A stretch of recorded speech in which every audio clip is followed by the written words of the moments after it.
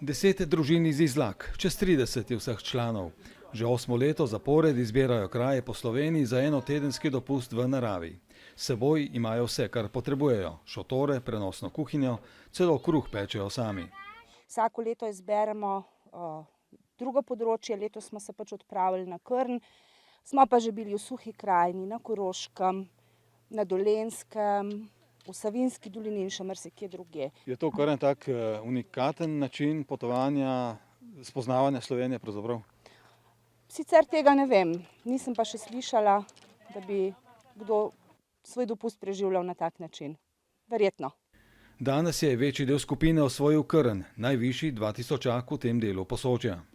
Ja, gor je kar naporna, no, če nisi pripravljen, tako hodili smo 3 ure pa pol, kar je normiran, nazaj pa malo lažje. Prijetna temperatura na vrhu, to je najlepše, pa razgledi seveda jasno. Na Stol, pa na Triglav, pa na morje.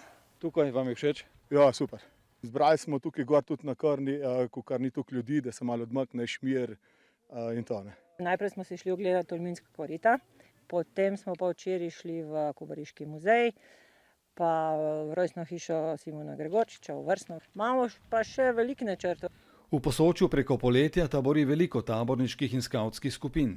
Prav zaradi ureditve taborjenja v naravi in nelojalne konkurence kampom pa je občina Kobarid letos sprejela odlok o taborjenju, kjer je določila pogoje in območja, ki so usklajena z občinskim prostorskim načrtom. En takih prostorov je tudi pod Krnom. Nekaj nas ostalo v taboru, da pripravimo kosilo, počistimo tabor in tako mineva dan, iz dneva dan. Kaj bo danes dobrega? Danes bomo naredili vipavsko joto s klobasami, ostalo nekaj še Matevža.